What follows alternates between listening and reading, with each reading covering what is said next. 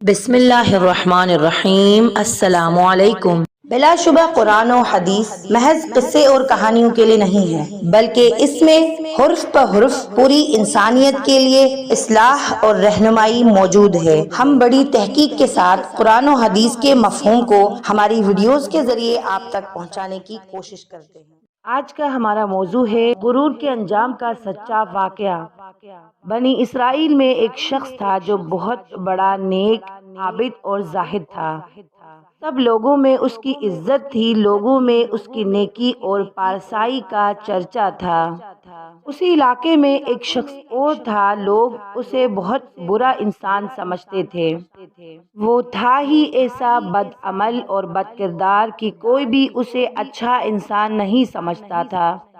ایک روز اس گنہگار شخص نے دیکھا کہ وہ نیک انسان کسی میدان میں بیٹھا ہوا ہے، ہر طرف تیز دھوپ پھیلی ہوئی ہے، لیکن اللہ تعالیٰ کے اس نیک بندے کے اوپر ایک بادل کے ٹکڑے نے سایہ کر رکھا ہے۔ اس گنہگار شخص نے یہ سارا منظر دیکھا تو اپنے دل میں بڑا شرمسار ہوا اور اس کو یہ خیال آیا، اس نے یہ سوچا کہ اس چلچلاتی دھوپ میں جہاں دور دور تک کوئی سایہ نہیں، بادل کے ایک ٹکڑے نے اس پر صرف اس لیے سایہ کر رکھا ہے کہ یہ اللہ تعالیٰ کا نیک بندہ ہے۔ کیوں نہ میں بھی اس کے ساتھ بیٹھ جاؤں، کیا خبر کہ اس کی برکت سے اللہ تعالیٰ مجھے بھی بخش دے اور میری خطاؤں کو معاف فرما دے۔ یہ گنہگار شخص اس عابد و زاہد شخص کے پاس گیا اور اس کے ساتھ ہی سائے میں بیٹھ گیا۔ اس گنہگار شخص کے بیٹھتے ہی اس عابد و زاہد کے دل میں خیال آیا کہ یہ اپنے زمانے کا بدترین بد کردار اور پوری قوم میں بدنام شخص ہے۔ اس گنہگار کے ساتھ تو کوئی بھی اٹھنا بیٹھنا پسند نہیں کرتا، یہ میرے پاس کہاں سے آ کے بیٹھ گیا؟ یہ خیال آتے ہی اس نیک شخص نے اس گنہگار شخص سے کہا کہ تم یہاں سے چلے جاؤ، میں تمہارے ساتھ بیٹھنا نہیں چاہتا۔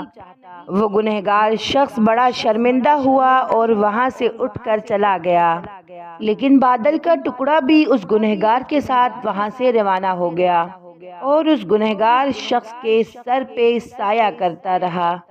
اس وقت کے پیغمبر کے پاس وحی آئی کہ ان دونوں سے کہہ دو کہ نئے سرے سے اپنے اپنے اعمال کی ابتدا کرے، کیونکہ اس فاسق و فاجر نے جو کچھ بھی کیا، ہم نے اس کے خلوص، حسن نیت، توبہ اور شرمساری کی وجہ سے اسے بخش دیا اور اس گنہگار کی پچھلی ساری خطائیں معاف کر دی، اور اس عابد کی تمام اچھے اعمال اور نیکیاں اس کے غرور اور تکبر کی وجہ سے اس سے چھین لیے گئے۔ محترم سامعین، غرور و تکبر اللہ تعالیٰ کی ناپسندیدہ عمل ہے۔